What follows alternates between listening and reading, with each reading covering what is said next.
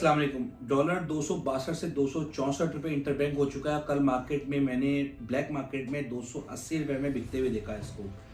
हमारे प्रॉपर्टी में इसका क्या फ़र्क पड़ता है, बिल्डर प्रॉपर्टी में इसका बहुत बड़ा इम्पैक्ट आता है। वो बिल्डर जिन्होंने बुकिंग कर ली है वो आगे जाके मुझे परेशान होते हुए दिखते हैं, क्योंकि सरिया मैं ये बिल्कुल वसूल से कहता हूँ कि 300 साढ़े 300 रुपये में सरिया जा चुका होगा। वो लोग जिन्होंने बुकिंग करा ली है वो बहुत फ़ायदे में रहेंगे। तो उनसे मेरी रिक्वेस्ट है कि अगर आप लोगों ने कुछ बुक कराई हुई है, किस्तें नहीं दे रहे तो देते रहें, उनको मत छोड़िएगा किस्तों को देते हुए। क्योंकि अगर आपने किस्तें नहीं दी तो मैं लिख कर देने को तैयार हूँ कि बिल्डर आपको आपका फ्लैट या ऑफिस कैंसिल कर देगा, वो आगे बढ़ जाएगा और फिर उसको आगे जाके अगर उसके पास पैसे होंगे तो वो आगे महंगे दामों बेचेगा। ये मैं आपको बिल्कुल वाज़े बता दूं।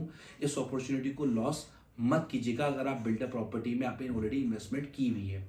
वो लोग जिन्होंने बुकिंग कराई है उन्हें भी मैं ये बता दूं कि सरिया जब महंगा होगा तो एक छोटी से छोटी चीज़ से लेकर मतलब ईंट से लेकर सरिये तक, सरिये से लेकर लाइट तक एक एक चीज़ महंगी हो जाएगी। क्वालिटी में हर बंदे को कॉम्प्रोमाइज़ करना पड़ सकता है। अपने बिल्डर से, अपने कॉन्ट्रैक्टर से बात करके इन सब चीज़ों के बारे में डिस्कस कर लीजिए, क्योंकि जब ये डॉलर बढ़ता है तो इन सब चीज़ों में इम्पैक्ट आता ही आता है। अच्छा, अब एक और बात मैं आपको वाज़ेह बताता चलूँ कि मार्केट इस हद तक ख़राब है कि कोई भी बंदा प्रॉपर्टी में इन्वेस्ट करने को तैयार नहीं, जिसकी वजह से रेट नीचे भी आए हैं। और अगर इसी तरह से पॉलिटिकल कंडीशन अनस्टेबल रही तो मज़ीद प्रॉपर्टी के रेट नीचे आ सकते हैं। लेकिन इसकी भी नीचे जाने की एक लिमिट है, एक हद तक नीचे जाएंगे जहाँ नीचे जाने के बाद सेलर मौजूद नहीं होगा। अगर परचेजर ना भी मौजूद हो तो मैं यकीन से कह सकता हूं कि सेलर भी मौजूद नहीं होगा। जो बहुत ज़रूरतमंद आएगा वो फिर आके बेचेगा, वरना अदरवाइज इतने रेट नीचे हो जाएंगे कि सेलर भी मौजूद नहीं होगा। जिन्होंने अपना मकान बनाना है, प्लॉट को 10% नीचे आने का इंतज़ार मत कीजिए, इससे ज़्यादा नीचे नहीं आएगा।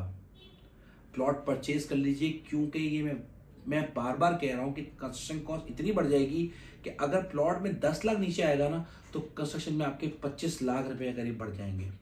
क्योंकि डॉलर मुझे 265 से 200 क्या 300 रुपये तक जाता हुआ दिख रहा है, क्योंकि जो पॉलिटिकल कंडीशन अनस्टेबल है इसमें डॉलर नहीं रुकता हुआ दिखता। पॉलिटिकल स्टेबल कंडीशन स्टेबल हो जाएगी तो ये भी आपको बता दूं कि एकदम से तेजी आएगी कि सब लोगों ने अपने पैसे को डॉलर से, गोल्ड से निकाल कर प्रॉफिट टेकिंग कर कर फिर प्रॉपर्टी में ही परचेज करनी होगी, क्योंकि यहाँ प्रॉपर्टी से ही सारा पैसा निकल के वहां गया है। इवन दो गाड़ियों में भी गया है। आज गाड़ियां क्या हुआ है, बिकना कम हो चुकी हैं, स्लो हो गई है मार्केट। जब तेजी से बढ़ती है तो परचेजर भी कम होता है और सेलर को भी वारा नहीं खाता कि यार जब नई बुकिंग नहीं हो रही तो मैं क्यों बेचूं आज गाड़ी को। 1 करोड़ 40 लाख का या 38 लाख का रेट था फॉर्च्यूनर का नई गाड़ी का। आज अगर बुकिंग 1 करोड़ 45 से 50 लाख रुपए हो गई है तो पुराने वाला बंदा कैसे बेचेगा 40 में 35 में।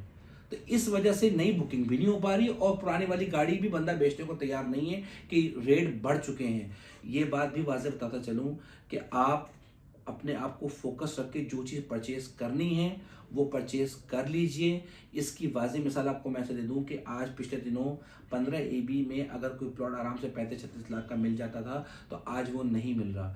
वैली में बेइंतहा बाइंग हो रही है, बहुत बाइंग हो रही है वैली में। 125 गज की लोग टूट के परचेजिंग कर रहे हैं। सिटी में और कोई काम हो ना हो, कम से कम जब आप ट्रांसफर पे जाते हैं ना तो कम से कम 28-29 ट्रांसफर आपको मिलेंगे, जिसमें 90% वैली के ट्रांसफर होंगे और इस्लामाबाद में भी ठीक ठाक ट्रांसफर हो रहे हैं।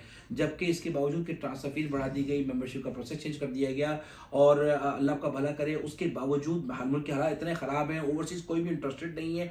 जिसने पहले से एक कोई ना कोई प्रॉपर्टी परचेज की हुई ना वो ओवरसीज़ तो कतल लेने को तैयार ही नहीं है। और वो लोग जिन्होंने पैसा बाहर लेके जाना है वो भी कश्मकश में कि हम कैसे पैसे लेके जाएं, इस परेशानी में मौजूद है। वो लोकल जिन्होंने अभी तक कोई चीज़ परचेज नहीं की है, वो ओवरसीज़ जिन्होंने एक प्रॉपर्टी भी परचेज नहीं की, उन्हें बहुत टाइम लगता है परचेजिंग करते वक्त। मैं रोज़ कस्टमर से बात करता हूँ, उसी से बात करता हूँ। इस हद तक वो कंफ्यूज होते हैं। पहले तो उनकी स्टेज होती है कि म्यांमार में लेना है, गुलशन में लेना है, नॉर्थ में लेना है, बहरिया में लेना है, DHA में लेना है। जब वो वहाँ से फिर बरीज मौजूद है फिर सोचते हैं कि मैं इसी प्राइस में मतलब 80-90 लाख की प्राइस में 125 लूँ, 250 लूँ, 500 लूँ। फिर वहाँ से निकलते हैं तो बहुत सारे पेशेंट्स आ जाते हैं। फिर जब बहुत सारे पेशेंट आ जाते हैं फिर एक पेशेंट को सेलेक्ट करने के बाद गलियों में आ जाते हैं। तो ये एक लॉन्ग टर्म प्रोसेस है, बहुत लंबा प्रोसेस है। इसको शॉर्ट करके अपने आप को मैनेज कर लीजिए, जहन बना लीजिए, फोकस कर लीजिए कि मुझे परचेजिंग कहाँ करनी है, किस पेशेंट में करनी है और फिर वक्त दे के वहाँ परचेजिंग करके फारिग करें। ये बहुत ज़रूरी है। एंड यूजर के लिए कि वो आज वो ये काम कर सकता है, लेकिन जब ये डॉलर बढ़ जाएगा बहुत ज़्यादा, पॉलिटिकल कंडीशन स्टेबल हो जाएगी, तो उस वक्त आपको मौका नहीं मिलेगा कि आप परचेज कर सकें। Thank you.